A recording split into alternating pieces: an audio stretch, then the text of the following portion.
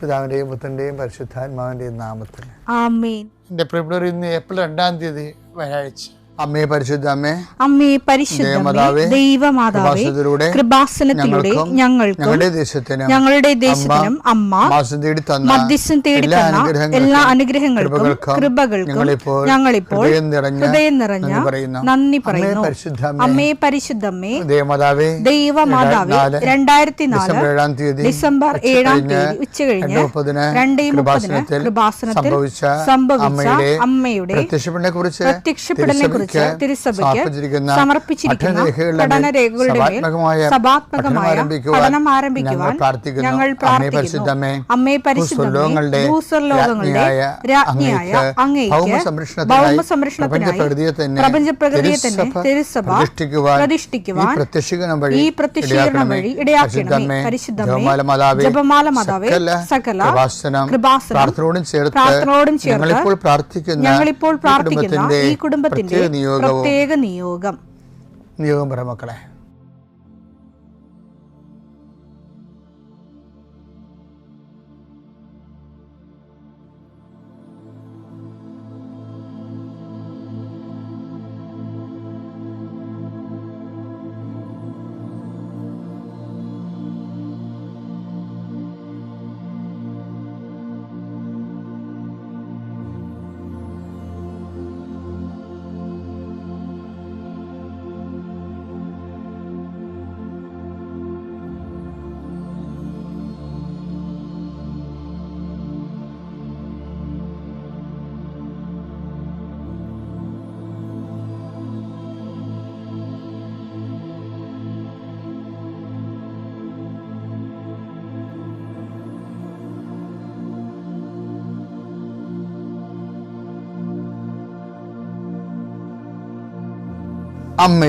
അമ്മയുടെ പ്രത്യക്ഷീകരണത്തിന്റെ ഈ അനുഗ്രഹവേളയിൽ ഞങ്ങൾക്ക് സാധിച്ചു തരുവാൻ കനിയണമേ. ആമേൻ. വിശ്വാസ പ്രമാണം. സർവശക്തനായ പിതാവും ആകാശത്തിന്റെയും ഭൂമിയുടെയും സൃഷ്ടാവുമായ ദൈവത്തിൽ ഞാൻ വിശ്വസിക്കുന്നു. അവിടുത്തെ ഏകപുത്രനും ഞങ്ങളുടെ കർത്താവുമായ ഈശോമിശിഹായിലും ഞാൻ വിശ്വസിക്കുന്നു. ഈ പുത്രൻ പരിശുദ്ധാത്മാവിനാൽ ഗർഭസ്ഥനായി കന്യകാമറിയത്തിൽ നിന്ന് പിറന്ന് പൊന്തിയോസ് പീലാത്തോസിന്റെ കാലത്ത് പീഡകൾ സഹിച്ച് കുരിശിൽ തറയ്ക്കപ്പെട്ട് മരിച്ച് അടക്കപ്പെട്ട് പാതാളങ്ങളിൽ ഇറങ്ങി മരിച്ചവരുടെ ഇടയിൽ നിന്ന് 3-ാം നാൾ ഉയർത്ത് സ്വർഗത്തിലേക്ക് എഴുന്നള്ളി സർവശക്തിയുള്ള പിതാവായ ദൈവത്തിന്റെ വലതുഭാഗത്തിരിക്കുന്നു. അവിടെ നിന്ന് ജീവിക്കുന്നവരെയും മരിച്ചവരെയും വിധിക്കുവാൻ വരുമെന്നും ഞാൻ വിശ്വസിക്കുന്നു. പരിശുദ്ധാത്മാവിലും ഞാൻ വിശ്വസിക്കുന്നു. വിശുദ്ധ കത്തോലിക്കാ സഭയിലും പുണ്യവാന്മാരുടെ ഐക്യത്തിലും പാപങ്ങളുടെ മോചനത്തിലും ശരീരത്തിന്റെ ഉയർപ്പിലും നിത്യമായ ജീവിതത്തിലും ഞാൻ വിശ്വസിക്കുന്നു. ആമേൻ. സുഖസ്ഥനായ ഞങ്ങളുടെ പിതാവേ, അങ്ങയുടെ നാമം പൂജിതമാകണമേ. അങ്ങയുടെ രാജ്യം വരണമേ. അങ്ങയുടെ തിരുമനസ് സ്വർഗത്തിലെ പോലെ ഭൂമിയിലും ആകണമേ.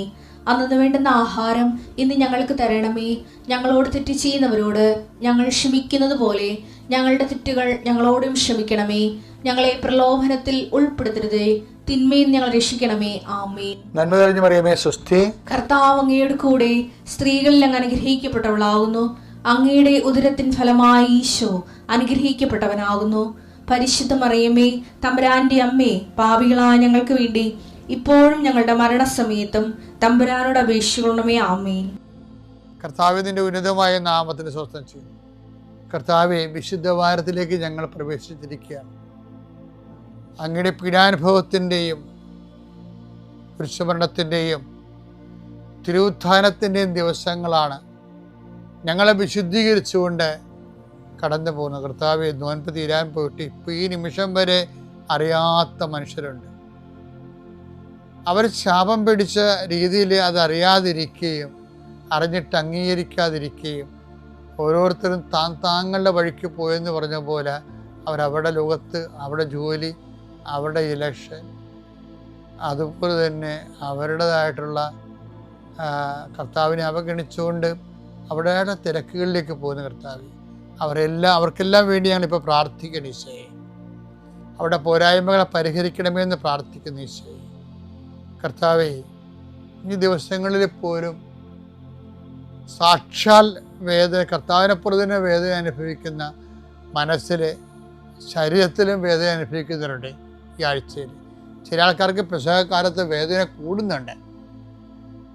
ഒരിക്കലും ഇല്ലാത്ത വേദന എല്ലാ പെസഹക്കാലത്തും അനുഭവിക്കുന്നവരുണ്ട്. അവരെല്ലാം കർത്താവെ അങ്ങയുടെ പീഡാനുഭവങ്ങളോട് അവരെ ചേർത്ത് വെച്ച് അവരെ ഉൾക്കൊള്ളണമേ.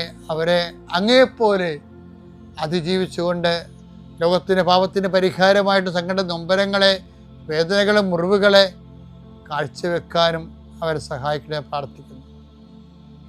കർത്താവേ, ലോകം മുഴുവൻ യുദ്ധഭീതിയിലാണ്. മനുഷ്യർ യുദ്ധത്തിൽ നിന്ന് തുടങ്ങി വച്ചിട്ട് ഇനി എങ്ങനെ നിർത്തണമെന്നറിയാൻ പാടില്ലാതെ മർക്കടമുഷ്ടിയോടുകൂടി യുദ്ധത്തിൽ അകപ്പെട്ടിരിക്കുന്ന ലോകത്തെയാണ് ഇന്ന് കാണുന്നത്. കർത്താവേ, ഈ വിഷയത്തിന് വേണ്ടി ദൈവ തീരുമാനം ഉണ്ടാക്കി നിഷ്കളങ്കരെ കുരുതി കൊടുക്കപ്പെടുന്ന അവസ്ഥകളിലും ഈ യുദ്ധത്തിൽ നിന്ന് ലോകത്തെ സംരക്ഷിക്കണമേ, സമാധാനത്തേക്ക് ഞങ്ങളെ നയിക്കണമെന്ന് പ്രാർത്ഥിക്കുന്നു. എല്ലാവരും കരിമരുന്ന് പ്രയോഗം കാണുന്ന പോലെ സാഡിസ്റ്റ് മനസ്സോടുകൂടി ആരെങ്കിലും എവിടെയെങ്കിലും കിടന്ന് തൊലയട്ടെന്ന രീതിയിലാണ് ആൾക്കാർ ചിലർ കാണുന്നത്. കഠിനഹൃദയരെ എല്ലാം കർത്താവേ, ഇതുമൂലം കുഞ്ഞുങ്ങൾക്കും ഗർഭിണികൾക്കും ദുരിതമെന്ന് എപ്പോഴും ബൈബിൾ പറയും. നാളുകളിൽ ഗർഭിണികൾക്കും കുഞ്ഞുങ്ങൾക്കും ദുരിതമെന്ന്. ഏറ്റവും കൂടുതൽ പ്രയാസം അനുഭവിക്കുന്നവർ വർഗം, ഓടിപ്പോകാനോ ഒന്നും പറ്റാത്ത, ഭക്ഷണം കിട്ടാത്ത, പലതരത്തിൽ എന്തെല്ലാം തരത്തിലും ദുരിതങ്ങളാണ് ലോകത്ത് മനുഷ്യർ ഇന്ന് അനുഭവിക്കുന്നത്. അപ്പാടെ അറിയാവുന്നത് എണ്ണ കിട്ടണില്ല, വിറക് കൊണ്ട് കത്തിക്കണമെന്ന് മാത്രമേ മലയാളിക്ക് അറിയത്തുള്ളൂ. അതല്ല ശരിക്കും, അതിനേക്കാൾ എത്രയോ ദുരിതമായ ലോകത്ത് അനുഭവിക്കുന്നത്. അതുകൊണ്ട് യുദ്ധത്തിൻ്റെ അവസാനത്തിന് വേണ്ടി പ്രാർത്ഥിക്കുന്ന ചെയ്യും. ഒരു അടുക്കള പോലും കെട്ടുന്നതിന് എന്തൊരു പാടാണ് മനുഷ്യൻ പെട്ടുപാട്. ഒരു കിണറുണ്ടാക്കണത്, ഒരു ജീവിതകാലം മുഴുവനുള്ള കാശ് കൂട്ടിവെച്ച് കിണറുണ്ടാക്കണം. അങ്ങനെ ഓരോ സംഭവം ഉണ്ടാക്കിയെല്ലാം നശിച്ച് നാറാണക്കല്ല് പെരുക്കി കിടക്കുന്നുണ്ട്. അത് ഓരോ മനുഷ്യന്മാരുടെ തിന്മകളാണ്. തിന്മകളുള്ള മനുഷ്യർ അധികാരത്തിലേക്ക് വരാതിരിക്കാൻ ദൈവമേ, അതുവഴി രാജ്യം നശിക്കാതിരിക്കാൻ ദൈവമേ, ലോകത്തെ നീ അനുഗ്രഹിക്കണമേ എന്ന് പ്രാർത്ഥിക്കുന്നു. രോഗികളെ, പീഡിതരെ, സങ്കടക്കാര്, മക്കളില്ലാത്ത പങ്കാളികള്, കുടുംബകലഹത്തിലുള്ളവരെ, കേസിലുള്ളവരെ, ജീവിക്കാനും മാർഗമില്ലാത്തവര്, സാമ്പത്തിക തകർച്ചയുള്ളവര്, എല്ലാ മേഖലകളിലും വേദന അനുഭവിക്കുന്നവർ, പഠനപരമായിട്ടും യാത്രാപരമായിട്ടും വേദന തടസ്സങ്ങൾ അനുഭവിക്കുന്നവർ, എൻ്റെ കർത്താവിനുമായ നാമത്തിൽ, സഭയുടെ അധികാരത്തിൽ, കുരിശിൻ്റെ അടയാളത്തിൽ ഈ ദിവസം കർത്താവ് നിന്നെ ശക്തീകരിക്കുകയും എല്ലാ സംഘടന അതിജീവിക്കാൻ മാതാവ് നിനക്കൊരു മധ്യസ്ഥ വഹിക്കുകയും ചെയ്യട്ടെ. നിത്യപിതാവും പുത്രനും പരിശുദ്ധാത്മാശ്വരേശ്വരൻ നീക്കുവാമേ. ഇവിടെ ഇന്ന് കർത്താവിൻ്റെ അന്ത്യത്താഴ മുഹൂർത്തം ആഘോഷിക്കുന്ന പെസഹ വ്യാഴാഴ്ചയാണ്. ഇന്ന് 3 കാര്യങ്ങളാണ് ഈശോ സ്ഥാപിച്ചത്. ഒന്ന്, ഇതിൻ്റെ ഓർമ്മയ്ക്കായി ചെയ്യുവിൻ എന്ന് പറഞ്ഞുകൊണ്ട് പരിശുദ്ധ കുർബാനയും, ചെയ്യാൻ പറഞ്ഞുകൊണ്ട് കർത്താവ് പൗരോഹിത്യത്തെയും ചെയ്യാനുള്ള ആളെ ഏൽപ്പിച്ചു. അത് പൗരോഹിത്യത്തെ കർത്താവ് സ്ഥാപിക്കുന്ന ദിവസമാണെന്ന്. ഇന്ന് ഞങ്ങളെപ്പോലുള്ളവർക്ക് വേണ്ടി നിങ്ങൾ പ്രാർത്ഥിക്കണം. ഞാൻ ഈ കാലഘട്ടത്തിൽ കർത്താവിൻ്റെ തിരുരക്തങ്ങളെടുത്ത് വാഴ്ത്തി ആശീർവദിച്ച് ജനങ്ങൾക്ക് കൊടുത്ത് അവിടുത്തെ പീഡാനുഭവത്തിൻ്റെ ദിവ്യരഹസ്യങ്ങളുടെ സൂക്ഷിപ്പുകാരാകാൻ ഈ കാലഘട്ടത്തിൽ ഞങ്ങളെ വിളിച്ചു. ഞങ്ങളുടെ വിശ്വാസത്തിലും പ്രവൃത്തിയിലും നിലനിൽക്കാനും അനേകം ദൈവവിളികൾ സഭയ്ക്ക് ഉണ്ടാകാൻ വേണ്ടി ഞങ്ങൾ പ്രാർത്ഥിക്കണം. ഇന്ന് സഭ അതുപോലെ തന്നെ കർത്താവ് സ്ഥാപിച്ചതാണ് പരസ്നേഹത്തിൻ്റെ കൽപ്പന. അതും നിങ്ങളെന്നെ ഗുരുവെന്നും കർത്താവെന്നും വിളിക്കുന്നു. അത് ശരി തന്നെ. നിങ്ങളുടെ ഗുരുവും കർത്താവുമായി ഞാൻ നിങ്ങളുടെ പാദങ്ങൾ കഴുകിയെങ്കിൽ നിങ്ങളും പരസ്പരം പാദങ്ങൾ കഴുകണം. ഇത് അഭിഷേകത്തോടെ ഒരു വ്യക്തി സ്വീകരിച്ച ഈ ലോകത്തിലും കുടുംബത്തിലും സമാധാനം ഉണ്ടാകും. ഇന്നും ഇത് സ്വീകരിക്കപ്പെട്ടിട്ടില്ല എന്നുള്ള സങ്കടകരമായ തിരിച്ചറിവാണ് സഭ ഇനിയും നിലനിൽക്കേണ്ടി വരും. അതിനുവേണ്ടി നമ്മൾ പ്രവർത്തിക്കേണ്ടി വരും എന്നുള്ള വെല്ലുവിളി നമുക്ക് തരുന്നത്. എങ്കിലും ആവുന്നിടത്തോളം കർത്താവിൻ്റെ വചനത്തോട് ഐക്യദാർഢ്യം പ്രവർത്തിക്കൊണ്ട് കർത്താവ് കുർബാന സ്ഥാപിച്ചതിനാണ് ഏറ്റവും കൂടുതൽ നന്ദി. അഗസ്തീനോസ് പറഞ്ഞ് എപ്പോഴും ഞാൻ ഓർക്കും, ദൈവം തന്നെ വീണ്ടും മനുഷ്യപുത്രൻ ജനിച്ചാലും, ദൈവം തന്നെ വീണ്ടും മനുഷ്യനായി അവതരിച്ചാലും, കുരിശുമരണം വരിച്ചാലും, മരിച്ചുയർത്തെഴുന്നേറ്റാലും പരിശുദ്ധ കുർബാന സ്ഥാപിക്കുന്ന പോലൊരു കാര്യം ചെയ്യാൻ ദൈവത്തിന് പോലും ഇനി പറ്റത്തില്ല. അത്രയ്ക്ക് മനോഹരമാണ്. ഞാൻ കഴിഞ്ഞ ദിവസങ്ങളിൽ നിങ്ങളോട് പറഞ്ഞായിരുന്നു, നീ ഓർക്കുന്നുണ്ടോയെന്ന് അറിയത്തില്ല, പങ്കാളിത്ത സാന്നിധ്യം ഈ മാസത്തെ ഏറ്റവും നല്ല വെളിപാടായിരുന്നത് പരിശുദ്ധ കുർബാനയുടെ പങ്കാളിത്ത സാന്നിധ്യം. ഞാൻ നിങ്ങളുടെ കൂടെ ഉണ്ടാകുമെന്നുള്ളത് കർത്താവ് എന്നും ദൈവജനം ഉദ്ഘോഷിക്കുന്ന ഒരു വലിയ സാന്നിധ്യമാണ്. പക്ഷേ നിങ്ങളെന്നെ വസിക്കുകയും ഞാൻ നിങ്ങളിൽ വസിക്കുകയും ചെയ്യുന്നതെന്ന് പറയുന്നപ്പോൾ അതൊരു പരസ്പര പങ്കാളിത്ത സാന്നിധ്യമാണ്. അതിനകത്ത് വരുന്നത് വാങ്ങി ഭക്ഷിക്കുവാൻ എന്ന് ഈശോ പറയുമ്പോൾ പരിശുദ്ധ കുർബാനയിലൂടെ അവിടെ നമ്മളിൽ വസിക്കുകയും, ഇതുപോലെ തന്നെയാണ് കർത്താവിൻ്റെ വാക്കുകൾ നമ്മൾ കേട്ടാൽ നമ്മൾ കർത്താവിൽ വസിക്കും. അതാണ് ഞാൻ നേരത്തെ പറഞ്ഞത്, പങ്കാളിത്ത പരസ്പര പൂരകമായിട്ടുള്ള പ്രസൻസാണ്. യോഹന്നാൻ 15:4 നിങ്ങൾ എന്നിൽ വസിക്കുവിൻ, ഞാൻ നിങ്ങളിലും വസിക്കും. അപ്പൊ എങ്ങനെയാണ് വസിക്കണമെന്നാണ് 15:7 പറയണത്. നിങ്ങൾ എന്നിൽ വസിക്കുകയും എന്റെ വാക്കുകൾ നിങ്ങളിൽ നിലനിൽക്കുകയും ചെയ്യുന്നെങ്കിൽ ഇഷ്ടമുള്ളത് ചോദിച്ചു കൊള്ളുക, നിങ്ങൾക്ക് ലഭിക്കും. നിങ്ങൾ ധാരാളം ഫലം പുറപ്പെടുവിക്കുകയും അങ്ങനെ എൻ്റെ ശിഷ്യന്മാരായിരിക്കുകയും ചെയ്യുന്നത് വഴി പിതാവ് മഹത്വപ്പെടുന്നു. അതായത് നിങ്ങൾ എന്നിൽ വസിക്കുകയും എൻ്റെ വാക്ക് നിങ്ങളിൽ നിലനിൽക്കുകയും ചെയ്യുമ്പോൾ അപ്പം എന്താ സംഭവിക്കണത്? അപ്പം ഈശോയിൽ നമ്മൾ വസിക്കുന്നത് ഈശോയുടെ വാക്ക് നമ്മൾ നിലനിൽക്കുന്ന അനുസരിച്ചാണ്.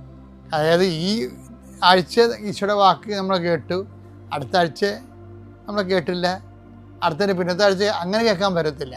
ഇതിൻ്റെ ഒരു കണ്ടിന്യൂറ്റി ഉണ്ട്. അതാണ് എൻ്റെ വാക്ക് നിങ്ങൾ നിലനിൽക്കുന്ന മാത്രമേ യോഹന്നാൻ 15:7 അനുസരിച്ച് കൊണ്ട് കർത്താവ് കണ്ടിന്യൂസ് ആയിട്ട് കർത്താവിൻ്റെ കൃപയെ വചനത്തിൽ നിൽക്കുമ്പോഴത്തേക്കാണ് കർത്താവ് വസിക്കുന്നത്. അപ്പം ഞാൻ പറഞ്ഞ പൂരകമായ പങ്കാളിത്തമായിട്ടുള്ള സാന്നിധ്യമാണുള്ളത്. പക്ഷേ നമുക്ക് കർത്താവിലും വസിക്കാം, കർത്താവ് നമ്മളിലും വസിക്കും. പക്ഷെ നമ്മൾ വസിക്കുമ്പോൾ നമ്മൾ വചനം കണ്ടിന്യൂസ് ആയിട്ട് ഗ്യാപ്പുകളില്ലാതെ എല്ലാ കാര്യങ്ങൾക്കും കർത്താവിൻ്റെ വചനം തന്നെ ആസ്പദമാക്കിക്കൊണ്ട് ജീവിക്കുമ്പോഴാണ് ദൈവത്തിൻ്റെ നമ്മളിലുള്ള ക്രിസ്തുവിൻ്റെ സാന്നിധ്യം ഉറപ്പുവരുത്തുന്നത്. അതുകൊണ്ടാണ് പരിശുദ്ധ കുർബാനയുടെ ജീവിതം ഒരു ജീവിത തുടർച്ചയാണ് ശരിക്കും. അല്ലാതെ അതൊരു കുർബാന സ്വീകരിക്കുന്ന ഒരു ഫങ്ഷനായിട്ടാണ് നമ്മൾ പലപ്പോഴും അത് പള്ളിയുടെ അകത്തുനിന്ന് വെച്ച് ഒതുക്കി തീർക്കുന്ന ഒരു ഏർപ്പാടായിട്ടാണ് പരിശുദ്ധ കുർബാന സ്വീകരണം. ഒരു പരിശുദ്ധ കുർബാനയോട് നമ്മളിന്ന് രാത്രി ആരാധന നടത്തല്ലേ? അപ്പോൾ രാത്രി ആരാധന നടത്തുമ്പോൾ നമ്മൾ പരിശുദ്ധ കുർബാനയോട് മനുഷ്യൻ കാണിക്കുന്ന നിന്ദാപരാധങ്ങൾക്കെതിരെയാണ് രാത്രി ആരാധനയിൽ നമ്മൾ അനുസ്മരിച്ചുകൊണ്ട് പ്രാർത്ഥിക്കുന്നത്. പക്ഷേ ഏറ്റവും പരിശുദ്ധ കുർബാനയോട് കാണിക്കുന്ന നിന്ന എന്ന് പറഞ്ഞാൽ എന്താണ്? ഈ കുർബാന സ്വീകരണമെന്നുള്ള ആ സംഭവം, ആ ഏർപ്പാട് പള്ളിയുടെ അകത്ത് വെച്ച് ഒതുക്കി തീർക്കും. പള്ളിയുടെ പുറത്ത് വന്നിട്ട് അവർ പിന്നെ അത് മറന്നു കളയും. ജീവിതത്തിൽ അതുമായിട്ട് ബന്ധമില്ല. അതാണ് പരിശുദ്ധ കുർബാനയോട് ഒരു മനുഷ്യൻ കാണിക്കണ ഏറ്റവും വലിയ നിന്നയെന്ന് പറയുന്നത്. ഇന്നത് കൂടുതലാണ്.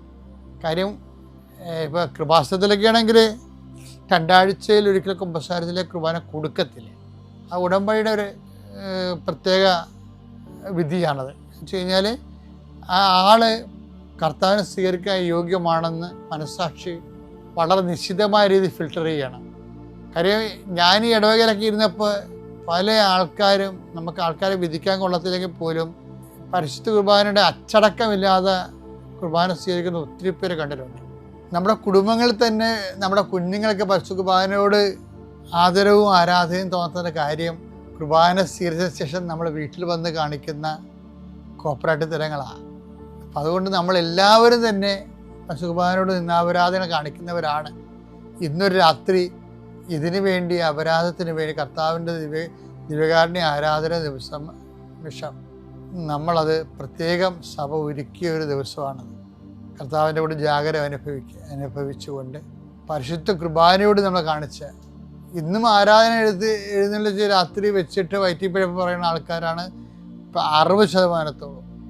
ഇന്നും ആരാധന ഇന്നത്തെ ആരാധന അതിനുവേണ്ടിയുള്ളതൊന്നും അല്ല.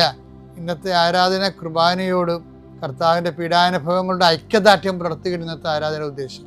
അപ്പം നല്ലൊരു ദിവസമാണ്. ഇപ്പം ഇന്ന് ഈ ധ്യാനം കേട്ട സമയം പോലെ തന്നെ നിങ്ങൾ ഒരു മനസ്സൊരുക്കത്തോടു കൂടി 10 മണിക്ക്, ഇന്ന് 10 മണിക്കാണ് ചില പള്ളികളിൽ വൈകുന്നേരം 5 മണിക്കാണ്.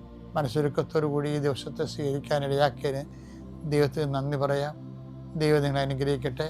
പിതാവിൻ്റെയും പുത്രൻ്റെയും പരിശുദ്ധാത്മാവിൻ്റെയും നാമത്തിൽ.